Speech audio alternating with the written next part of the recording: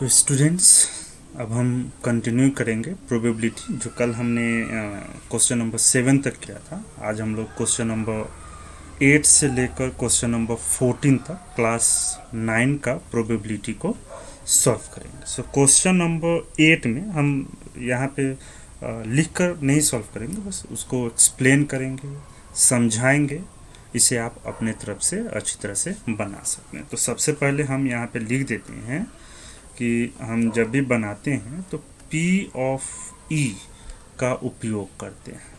ठीक है, P of E का यूटिलाइज करते हैं। तो P ऑफ E हमारा होता है favourable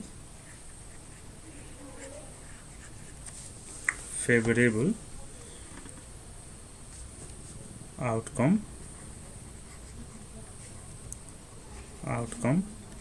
by total number of outcome. ठीक है, favourable outcome by total number of outcome, ये हमारा फॉर्मूला कर सकते हैं प्रोबेबिलिटी को निकालने के लिए। ठीक है, फेवरेबल आउटकम क्या होता है पिछली क्लास में हमने पढ़ा। अगर आपको नहीं पता है तो पिछली वीडियो जो है आप देख सकते हैं। टोटल नंबर ऑफ आउटकम क्या होता है वो भी हमने पिछली क्लास में पढ़ा है। इवेंट क्या होता है वो भी हमने पिछली क्लास में पढ़ा है। तो अगर आप इस वीडियो से स्टार्ट कर रहे हैं तो पिछला वाला वीडियो जरूर देखें। अब यहाँ पे क्वेश्चन जो है वो दिया गया है, कुछ ब्लड ग्रुप टेबल्स दिए गए हैं जिसमें 40 स्टूडेंट्स हैं, क्लास के 40 स्टूडेंट्स है। तो यहाँ पे हम इसे लिख देते हैं 40 स्टूडेंट्स है, तो हम यहाँ पे लिखते हैं टोटल नंबर ऑफ स्टूडेंट्स लिख देंगे। ठीक है, टोटल नंबर ऑफ स्टूडेंट्स। ठीक है, टोटल नंबर ऑफ स्टूडेंट्स। उसके बाद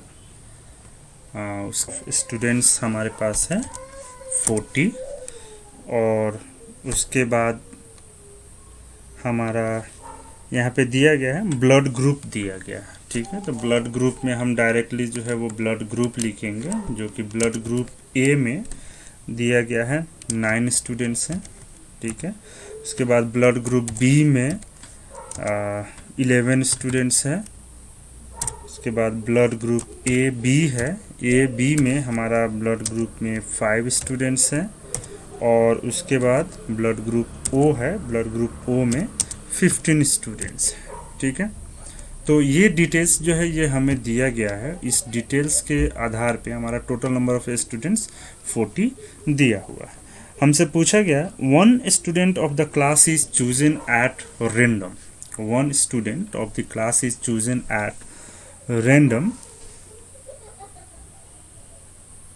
What is the probability that the chosen student has blood group O?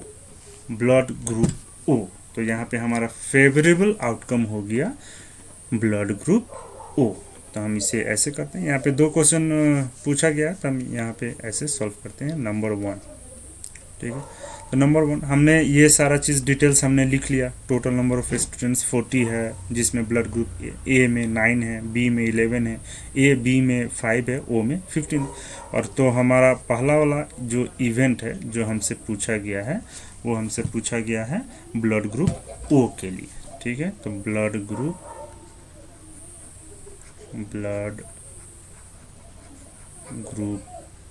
ओ लेंगे। ठीक है, तो यहाँ पे हमारा प्रोबेबिलिटी ऑफ एन इवेंट हो गया। ओ में है 15 और टोटल है हमारा 40।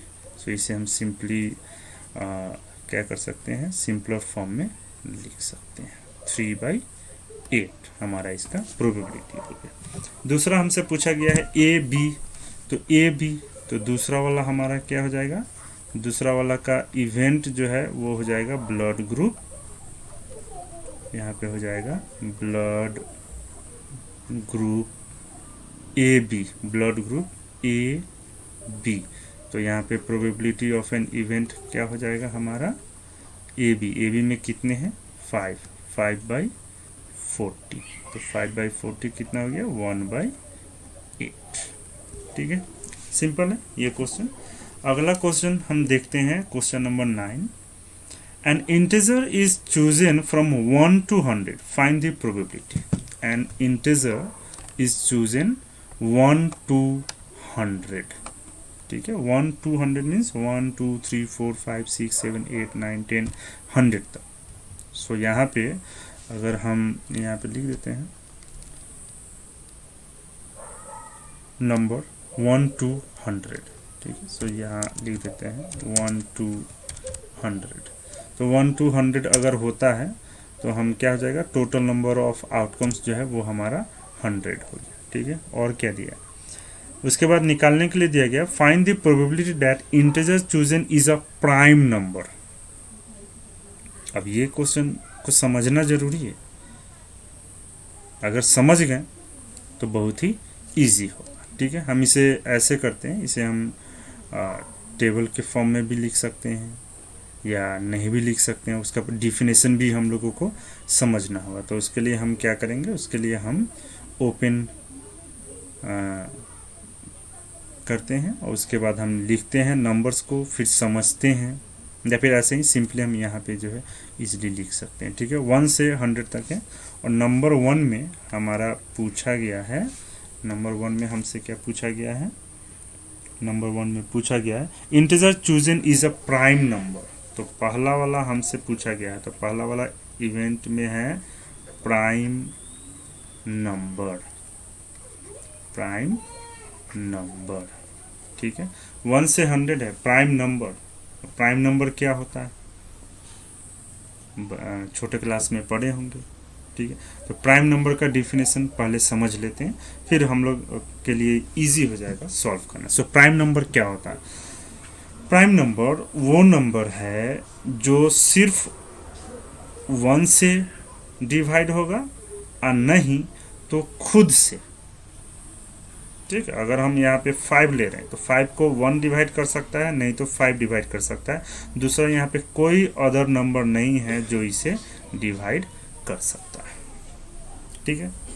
तो यहाँ पे हम इसको लिख सकते हैं a number which has exactly 2 factors, a number which has exactly 2 factors, ठीक है। सिर्फ 2 ही फैक्टर, और वो 2 फैक्टर कौन होगा, 1 होगा या फिर the number itself, the number itself, ठीक है, द नंबर इटसेल्फ। तो अब 1 से लेकर 100 तक में प्राइम नंबर कौन कौन से हैं, तो लिखते हैं 2 प्राइम नंबर है सबसे छोटा, क्योंकि 2 को हम 1 से डिवाइड कर सकते हैं, 2 से भी डिवाइड कर सकते हैं उसका फैक्टर। 3 है, 4 है नहीं, 5 है, 6 नहीं, 7 8 9 10 11। सो 2 है, 3 है, 5 है, 7 है, 11 है, उसके बाद 13 है, 14 नहीं है, 15 नहीं है, 16 नहीं है, 17 है, 18 नहीं है, 19 है, 20 नहीं है, 21 नहीं है, 22 नहीं है, 23 है, 24 नहीं है, 25 नहीं है, 26 नहीं है, 27 नहीं है, 28 नहीं है, 29 है, 31 है, 33 नहीं है, 34 नहीं है, 35 नहीं है, 36 नहीं है, 37 नहीं है, 38 नहीं है, 39 नहीं है, 40 नहीं है, 41 है, 42 नहीं है, 43 नहीं है, न है 43, 44 45 नहीं है, 46 नहीं है, 47 किसी के टेबल में आता है, अब तक हमारे ध्यान में तो नहीं है। 47 48 नहीं है, 49 नहीं है, 50 नहीं है, 51 नहीं है, 52 नहीं है,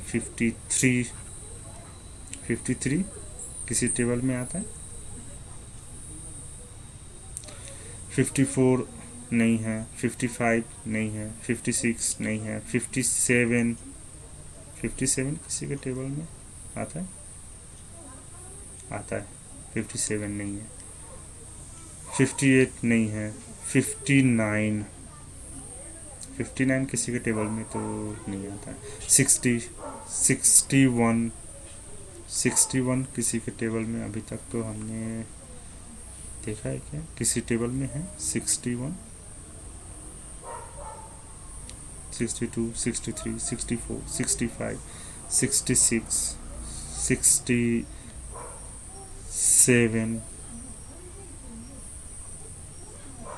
67 हो गया, 68, 69, 70, 71, 71 आता है किसी के टेबल में?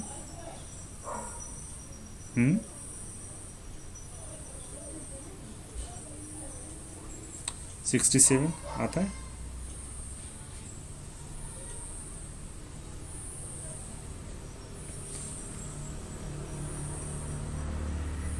सेवेंटी वन के बाद और क्या हो सकता है? 72 नहीं आता है, 73 भी प्राइम नंबर है, उसके बाद 74 नहीं है, 75 नहीं है, 6 नहीं है, 7 नहीं है, 8 नहीं है, 79 हो गया, 83 हो गया, 89 हो गया, 97 हो गया। ठीक है, तो यहाँ पे अगर हम लोग देखें तो टोटल हमारे पास कितने हो गए? तो ये हमारा फेवरेबल आउटकम है।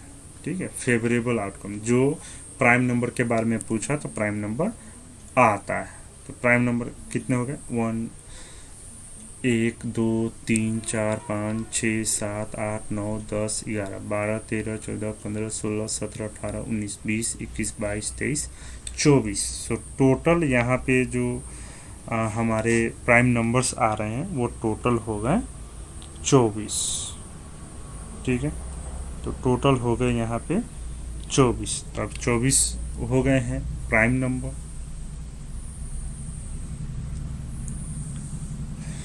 और टोटल हमारा नंबर है 100। तो यहाँ पे 24 हुआ या 25 हुआ? फिर से काउंट करते हैं, 1 2 3 4 5 6 7 8 9 10 11 12 13 14 15 16 17 18 19 20 21 22 23 24। 24 हो रहा है। यहाँ पे कुछ नंबर छूटा तो नहीं है? एक बार ध्यान से देख लेंगे। 2 है, 3 है, 5 है, 7 है, 11 है, 13 है, 17 है, 19 है, 23 है, 29 है, 31 है, 31 है। उसके बाद यहाँ पे एक नंबर जो छूटा है वो है 37। सो टोटल हो गया हमारे पास 25। सो P of E is equals to 25 by 100, which is equals to 1/4। ठीक है, 1/4। ठीक है, तो ये समझना यहाँ पे ज़रूरी होता है कि ये क्वेश्चन जो दिया गया है वो प्राइम नंबर का दिया हुआ है। ठीक है, तो प्राइम नंबर्स हमें मालूम होना चाहिए। अगर हमें नहीं मालूम है कि प्राइम नंबर क्या होता है तो फिर हम इस क्वेश्चन को सॉल्व नहीं कर पाएंगे। तो हमने जाना कि प्राइम नंबर क्या होता है, number which is exactly 2 factor 1 and the number itself. फिर हमने चेक किया कि प्राइम नंबर कौन कौन से, अब याद तो नहीं रख सकते हैं कि प्राइम नंबर कौन कौन सा है, 1 से लेके 100 तक वो रट्टा तो नहीं मार सकते। तो डिफिनेशन का पता होना ज़रूरी है। डिफिनेशन अगर पता है तो हम उसे इजीली सॉल्व कर सकते हैं। ठीक है, इसी क्वेश्चन में दूसरा दिया गया है, इंटीजर चूजन इज कंपोजिट। अब क्वेश्चन आता है कंपोजिट का। तो कंपोजिट नंबर क्या होता है? कंपोजिट नंबर क्या होता है? तो पहले उसका डिफिनेशन जो है वो हमें पता होना पड़ेगा। ठीक है, कंपोजिट नंबर क्या होता है? तो अगर कंपोजिट नंबर अगर हमें पता है तो हम लिख सकते हैं। तो अब प्राइम नंबर के अलावा, ठीक है, प्राइम नंबर के अलावा अगर हम कंपोजिट नंबर का डिफिनेशन का अगर हम बात करते हैं तो पहले जान लेते हैं कि कंपोजिट नंबर का डिफिनेशन जो है वो क्या होता है। ठीक है, आप लोग पढ़े ही होंगे कंपोजिट नंबर के बारे में। प्राइम नंबर जब पढ़े तो कंपोजिट नंबर भी साथ में पढ़े होंगे। ठीक है,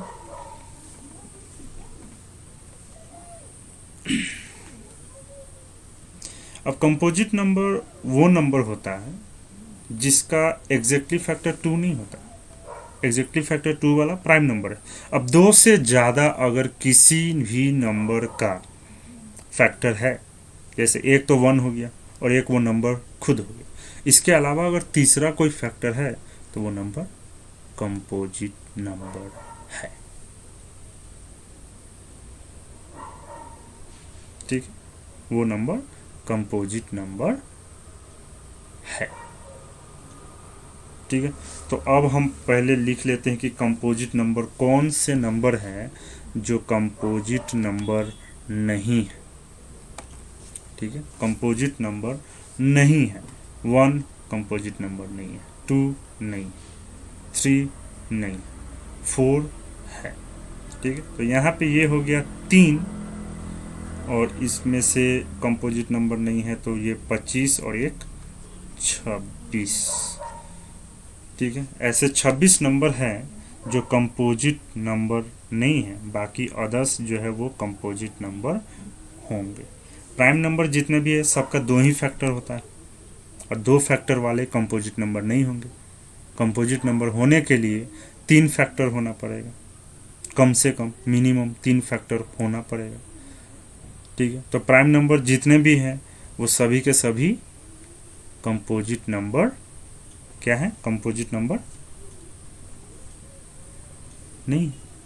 प्राइम नंबर के 2 ही फैक्टर होते हैं तो वो कंपोजिट नंबर नहीं है। उसके साथ 1 है, 1 भी कंपोजिट नंबर नहीं है। तो टोटल प्राइम नंबर थे 25 और 1 भी नहीं है, तो वो ऐड हो गए जो कंपोजिट नंबर नहीं है। तो कंपोजिट नंबर नहीं है वो हो गया टोटल 26। ठीक है, अब उस 26 के हिसाब से अगर हम यहाँ पे पहले इसको यहाँ पे लिखते हैं। ठीक है, प्राइम नंबर नहीं है वो है 25। ठीक है, तो 100 नंबर है, उस 100 में से ये 25 है जो प्राइम नंबर नहीं है, तो बच गए कितना? 75। तो ये 75 नंबर हैं जो कंपोजिट नंबर है। लेकिन यहाँ पे एक चीज़ आता है, और वो एक चीज़ क्या आता है? 1 प्राइम नंबर तो नहीं है। 1 प्राइम नंबर है, 1 प्राइम नंबर है, बताइए 1 प्राइम नंबर है या नहीं? 1 प्राइम नंबर है या नहीं?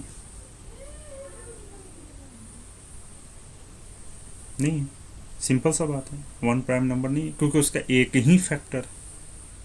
क्या वो कंपोजिट नंबर है? क्या वो कंपोजिट नंबर है?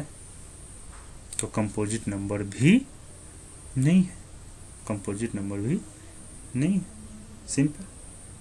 तो टोटल जो कंपोजिट नंबर नहीं है वो हो गए 26।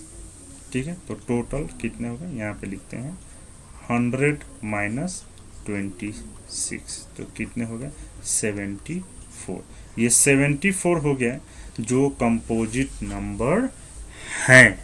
ठीक है, तो अगर हमारा यहाँ पे इवेंट में हम लेते हैं, ठीक है, इवेंट में हम लेते हैं E is equals to composite number. ठीक है, कंपोजिट नंबर, तो प्रोबेबिलिटी ऑफ E क्या होगा 74 बाई 100। ठीक है, 74 बाई 100। अब इसे हम सिंपलर फॉर्म में जो है उसे हम लिख सकते हैं, इसको ऐसे करते हैं तो ये कितना हो जाएगा अगर हम सिंपलर फॉर्म अगर हम करेंगे 47 बाई 50, 47 बाई 50, तो इसका हमारा सिंपलर फॉर्म हो जाएगा 37 बाई 50। ठीक है, 37/50। नेक्स्ट इसी में और एक क्वेश्चन जो है वो दिया हुआ है, और एक क्वेश्चन क्या दिया हुआ है उसे हम देखते हैं। तो और एक क्वेश्चन दिया है मल्टीपल ऑफ 11, मल्टीपल ऑफ 11। तो मल्टीपल ऑफ 11 अगर हम 1 से 100 के बीच में अगर हम देखें तो मल्टीपल ऑफ 11 में क्या आता है? सबसे पहला वाला क्या आता है? 11, ठीक है। मल्टीपल ऑफ 11 में तो 11 का टेबल पढ़ दीजिए, तो कौन कौन सा आएगा? 11, ठीक है, 22, 33, 44, 55, 66, 77, 88, 99। टोटल कितने हो गए? 9। टोटल कितने हो गए? 9। सो हम यहाँ पे लिखते हैं, ये दूसरा नंबर था, ये दूसरा था, अभी तीसरा। E equals to multiple of 11, ठीक है। तो मल्टीपल ऑफ 11, तो P of E equal to multiple of 11 जो है टोटल 9 नंबर से, सो 9/100। ये नहीं है, इसको कंफ्यूज मत होइए, ठीक है। 9/100, तो हमारा आंसर हो गया 9/100, ठीक है। समझ गए? ठीक, इतना समझ गए। बहुत ही इजी तो कहेंगे नहीं था, इजी नहीं था। अगर डिफिनेशन हमें नहीं पता है प्राइम नंबर का, डिफिनेशन हमें नहीं पता है कंपोजिट नंबर का, तो फिर ये क्वेश्चन इजी नहीं है, ठीक है। तो हमें डिफिनेशन भी हमने पढ़ा, उसके बाद हमने उसको सॉल्व किया, फिर उसके बाद कंपोजिट नंबर के बारे में डिफिनेशन पढ़ा, फिर उसको सॉल्व किया, ठीक है। तो ये चीज़ ध्यान में रखना है। यहाँ पे जो कंपोजिट नंबर वाले में हमने ध्यान दिया, ये क्या है? 1। ये 1 जो है, ये 1 ना ही कंपोजिट नंबर है ना ही प्राइम नंबर है। तो ऐसा नहीं है कि 100 - 25 कर दिए तो जो 75 आ गया, तो 70, ये जो हमने यहाँ पे जो लिखा, ऐसा नहीं है कि 100 - 25 कर दिए तो ये 75 जो है ये कंपोजिट नंबर हो गया। नहीं, प्राइम नंबर में 1 नहीं आ रहा था, यहाँ पे हम 1 का बात कर रहे हैं। तो 1 का बात कर रहे हैं, तो हमारा टोटल कंपोजिट नंबर 1 से लेकर अगर 100 का बीच का अगर बात करें तो वो 74 ही होता है। ये चीज़ ध्यान रखना है, ठीक है। 1 ना ही कंपोजिट नंबर है और ना ही प्राइम नंबर है, तो वो भी उस लिस्ट से आउट होगा, ठीक, समझ गए। अब अगला क्वेश्चन पे आते हैं। अगला क्वेश्चन है हमारा क्वेश्चन नंबर 10। क्वेश्चन नंबर 10, इसे ऐसे ही समझेंगे, बस पढ़ के ही समझेंगे। 3 coins are tossed simultaneously 100 times with the following frequencies। 100 times जो है coins जो है उसे टॉस किया गया है, ठीक है। 100 टाइम्स coin जो है उसे टॉस किया गया है 100 टाइम्स। 3 coins, ठीक है, एक बार में 3 coin। नो हेड है, 1 हेड है, 2 हेड है, 3 हेड है, ठीक है। तो 2 हेड आने का प्रोबेबिलिटी क्या होगा? तो 2 हेड आने का यहाँ पे जो क्वेश्चन दिया गया है यहाँ पे हम लिख देते हैं, ठीक है। 2 हेड कितना बार आया, 1 हेड कितना बार आया, वो लिख देते हैं। 0 हेड्स, ठीक है, 0 हेड आया है हमारा 14 टाइम्स, 14 टाइम्स। 1 हेड आया है हमारा, 1 हेड कितने टाइम्स है? 38 टाइम्स, 38 टाइम्स। 2 हेड कितने टाइम है वो भी देख लेते हैं।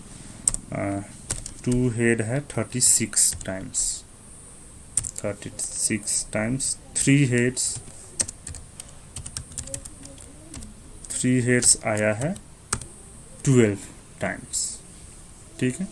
और टोटल जो है वो 100 कॉइन्स है, जिसे 100 कॉइन्स है जिसे टॉस किया गया। तो 100 टाइम्स में हमारा टोटल नंबर हमें मालूम चल गया कि टोटल नंबर ऑफ आउटकम है हमारा 100, ठीक है। 0 कितना है? अब यहाँ हमें क्वेश्चन पूछा है 2 हेड्स का, तो 2 हेड्स का क्या होगा? अगर event E is equals to, अगर हम 2 हेड्स लेते हैं, ठीक है, E इज इक्वल टू, अगर हम 2 हेड्स लेते हैं तो P ऑफ E हमारा क्या होगा, P ऑफ E 2 हेड का कितना है 36, तो 36/100 सिंपल फॉर्म में कैंसिल करके लिख सकते हैं। उसके बाद इसी में हमसे पूछा है 3 हेड्स, तो 3 हेड्स का कितना होगा, तो E is equals to 3 heads, तो P of E is equals to 12/100। At least one head, at least one head, कम से कम एक हेड। तो कम से कम अगर हम एक हेड का अगर हम बात करें कि कम से कम उसमें जो है एक हेड जो है वो आना ही चाहिए, तो क्या होगा, तो कम से कम एक हेड आना चाहिए। तो कम से कम एक हेड में क्या है 38 है एक हेड, और कम से कम तो 0 हेड तो उसमें काउंट नहीं होगा, एक या एक से ज़्यादा काउंट होगा। तो दूसरा है 36, तीसरा है 12, ऐड कर दीजिए 8 से 14 15 16 का 6 80 1 3 दिन 6 7 1 8, तो क्या हो गया ये 86। सो अगर हम E इज इक्वल्स टू लेंगे at least one head, at least one head अगर लेंगे तो P of E is equals to हमारा कितना हो जाएगा 86/100। ठीक है, तो इसको सॉल्व करके हम लिख सकते हैं 0.86। ठीक है, क्वेश्चन जो पूछा गया है नंबर 4 में क्वेश्चन पूछा गया है मोर हेड्स देन टेल्स। ठीक है, तो इस टॉपिक को हम यहाँ पे समझते हैं। मोर हेड्स देन टेल्स, टेल्स से ज़्यादा हेड, तो टेल्स से ज़्यादा हेड मतलब 2 बार हेड 3 बार हेड जब आएगा तो वो टेल्स से ज़्यादा होगा। ठीक है, तो जब 2 बार और 3 बार जब होगा तो वो टेल्स से ज़्यादा होगा। तो यहाँ में क्या हो गया, यहाँ पे हो गया हमारा ये 2 हेड्स 36 टाइम्स आया और 3 हेड्स 12 टाइम आया। तो मोर हेड्स देन टेल्स अगर हम करेंगे तो ये दोनों हमारा ऐड हो जाएगा, तो ये टोटल हो गया 48। सो 48/100। ठीक है, तो ये P ऑफ E हो जाएगा हमारा 48/100। ठीक है, नेक्स्ट इसी में क्वेश्चन जो है वो दिया हुआ है 5 नंबर। सो 5th नंबर में क्या क्वेश्चन है, सो 5th नंबर में हमारा क्वेश्चन है मोर टेल्स देन हेड्स, तो हेड्स से ज़्यादा टेल्स, तो हेड्स से ज़्यादा टेल्स मीन्स 2 टाइम टेल आया 3 टाइम टेल आया। ठीक है, ये 0 हेड का मतलब क्या है कि 3 टाइम्स टेल्स आया है। ठीक है, वो कितना है 14। 1 हेड का मतलब कि इसमें 2 बार जो है वो टेल्स आया है। तो क्वेश्चन में है मोर टेल्स देन हेड्स, तो मोर टेल्स देन हेड्स, तो ये दोनों ऐड हो जाएगा। ठीक है, तो ये दोनों ऐड हो गया, तो ये दोनों हमारा कितना है 38 + 14। सो 38 + 14 अगर करेंगे तो कितना हो जाएगा 52। So probability of an event, और यहाँ पे इवेंट क्या है हमारा, इवेंट जो क्वेश्चन में दिया गया है मोर टेल्स देन हेड्स, तो ये हमारा कितना हो जाएगा 52/100। ठीक है, 52/100। क्वेश्चन समझ गए, दोबारा जब इसे पढ़ेंगे तो पूरा क्लियर हो जाएगा। ठीक है, अगर कोई प्रॉब्लम रह जाता है तो आप कमेंट करके क्वेश्चन जो है उसे आप पूछ सकते हैं। ठीक है, अब हम इसमें नेक्स्ट क्वेश्चन देखेंगे, क्वेश्चन नंबर 11। क्वेश्चन नंबर 11 हम लिखेंगे नहीं, बस समझेंगे। ठीक है, 360 पेशेंट्स का एज दिया हुआ है, 10 से 20 में है, नंबर ऑफ पेशेंट दिया हुआ है, 20 to 30 में है, 30 to 40 है, 40 to 50 है, 50 to 60 है, 60 to 70 में डिफरेंट पेशेंट दिया हुआ है। क्वेश्चन पूछा गया है 10 years और मोर, 10 years और मोर, तो 10 years और मोर का अगर हम बात करेंगे तो आइदर 10 ईयर या फिर मोर मीन्स उससे ज़्यादा। तो 10 ईयर या उससे ज़्यादा का अगर बात होगा तो यहाँ में क्या हो जाएगा, यहाँ स्टार्टिंग ही है 10 to 20 ईयर्स का, तो 10 to 20 ईयर्स का अगर स्टार्टिंग ग्रुप है तो 10 से लेकर यहाँ 10 से 20 तक है, और लास्ट में जो है वो 60 to 70 तक है, ठीक है, 60 to 70 तक है। तो ये जितने भी पेशेंट दिए हुए हैं यहाँ पे, जितने टोटल पेशेंट जो है यहाँ पे ऐड अप हो जाएंगे। तो टोटल पेशेंट है हमारा 360, ठीक है, 360। तो इसका प्रोबेबिलिटी ऑफ एन इवेंट क्या हो जाएगा, 360/360 विच इज इक्वल्स टू 1, ठीक है। इसी में दूसरा दिया हुआ है लेस देन 10 ईयर्स। तो लेस देन 10 ईयर्स का अगर हम बात करें तो यहाँ पे लेस देन 10 ईयर्स तो है ही नहीं, 0 है, तो 0/360 आंसर हो गया 0। 30 ईयर्स और more but less then 40 years, 30 years से ज़्यादा लेकिन 40 से कम, तो 30 से ज़्यादा 40 से कम आता है 30 to 40, तो 30 to 40 में आ जाएगा हमारा 65, सो 65/360। नेक्स्ट है 50 ईयर्स और मोर बट लेस देन 70, 50 से ज़्यादा लेकिन 70 से कम, तो 50 से ज़्यादा में आता है एज ग्रुप 50 to 60 और 60 to 70, क्योंकि लेस देन यहाँ पे पूछा हुआ है, लेस देन जो है पूछा हुआ है। तो 50 to 60 में जितने हैं 50 और 60 to 70 में है 30, तो टोटल हो गया 100, सो 100/360, ठीक है। इसमें इतना ही क्वेश्चन पूछा है। उसके बाद क्वेश्चन नंबर 12 है। 12 में भी हम समझेंगे, क्वेश्चन को समझेंगे, सॉल्व तो आप आराम से इसे कर सकते हैं। फार्मूला लिखना है, ई में आप क्या ले रहे हैं इवेंट उसको लिखना है और उसके बाद सॉल्व करेंगे। 12 में दिया है लाइफ टाइम इन आवर्स दिया है, नंबर ऑफ लैम्प्स दिया हुआ है। क्वेश्चन पूछा गया लेस देन 500 आवर्स, ठीक है।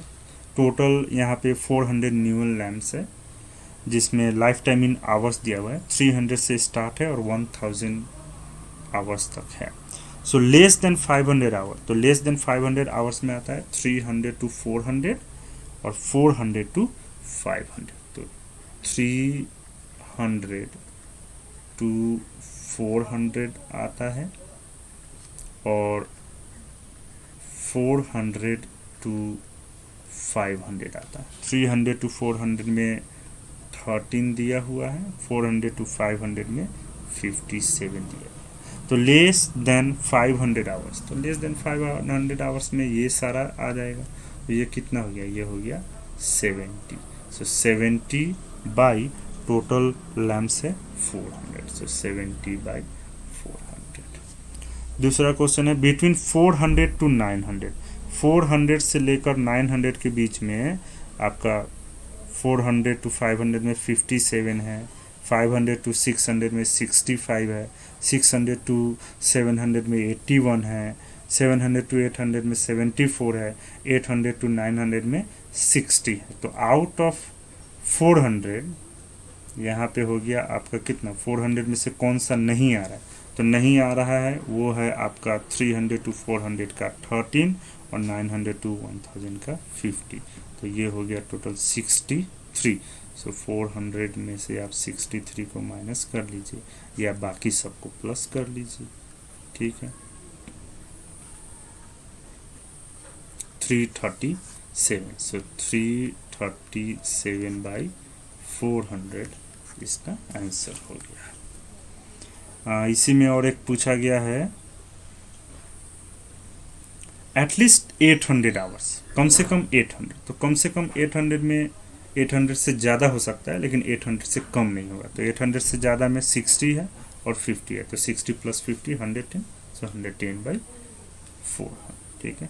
और एक क्वेश्चन इसमें दिया गया है, 2 क्वेश्चन और हैं, इसको भी ऐसे ही समझ लेते हैं। 75 टीचर्स का एज ग्रुप दिया हुआ है, जो 18 to 29 के बीच में 5 है, 30 to 39 के बीच में 25 है, 40 to 49 के बीच में 39 है, 50 to 59 के बीच में 6 है। तो 50 और मोर देन 50 ईयर्स ओल्ड, 50 या फिर 50 से ज़्यादा, तो एक ही एज ग्रुप आ रहा है वो है 50 to 59, इसमें है 6, सो 6/75। दूसरा है of an age lying between 30 to 39 years including both, तो 30 to 39 में दोनों ही आ जाता है, तो टोटल कितने हैं 25, सो 25/75 कर देंगे तो आंसर हमारा आ जाएगा। ठीक है, उसके बाद तीसरा है 18 ईयर्स और मोर ओल्ड, 18 या उससे ज़्यादा, तो 18 या उससे ज़्यादा का अगर हम बात करें तो सभी आ जाते हैं इसमें। ठीक है, क्योंकि 18 से एज ग्रुप स्टार्ट ही हो रहा है, तो 18 और उससे ज़्यादा, तो उससे ज़्यादा जहाँ तक यहाँ पे दिया गया है वो सारे। सो ये हो गया आपका टोटल 75/75, का आंसर हो जाएगा 1। 4 में दिया है एबव 60 ईयर्स ऑफ एज, तो 60 से ज़्यादा, तो यहाँ तो एज ग्रुप है ही नहीं 60 से ज़्यादा का, तो क्या हो जाएगा 0। ठीक है, और एक क्वेश्चन है, question number 14, given below is the frequency distribution of wages of 30 workers. 30 workers का वेजेस दिया है, वेज ग्रुप है 210 से स्टार्ट हो रहा है 350 तक, लेस देन 250, तो लेस देन 250 में स्टार्टिंग का दो ग्रुप आता है, 210 से 230 और 230 से 250, तो ये दोनों ऐड हो जाएगा, 4 + 3 7, और टोटल है यहाँ पे वर्कर्स 30, सो 7/30। उसके बाद है क्वेश्चन एटलीस्ट 310, कम से कम 310 मिलना चाहिए, तो 310 हो गया मिनिमम अमाउंट। ठीक है, 310 हो गया मिनिमम, तो 310 कम से कम होना चाहिए, मतलब उससे ज़्यादा होना चाहिए, 310 से कम नहीं होना चाहिए, तो 310 से कम नहीं होना चाहिए, उसके लिए कौन सा ग्रुप है, 310 to 330 5 है, और 330 to 350 3 है, तो 8/60। नंबर 3 में है मोर देन और equal to 250 but less than 310, more than और इक्वल टू 250 लेकिन 310 से कम, तो 310 से कम तो 250 से ज़्यादा, तो 6 + 5 11, 11 + 4 15, तो यहाँ पे 15 आ जाएगा, सो 15 बाई टोटल है 30, सो 15/30। तो ये था हमारा क्लास 9 का क्वेश्चंस और उसका सॉल्यूशन, क्लास 9 प्रोबेबिलिटी। ठीक है, आशा करते हैं सभी समझ गए होंगे। लास्ट में जो 2 क्वेश्चन है वो हम वर्बली और एक्सप्लेन किए हैं, वहाँ से आप इजीली जो है उसे समझ सकते हैं और उसे सॉल्व कर सकते हैं। ठीक है, अगर आपको ये वीडियो अच्छा लगा तो आगे भी फॉरवर्ड कीजिए, दोस्तों को बताइए। Thank you.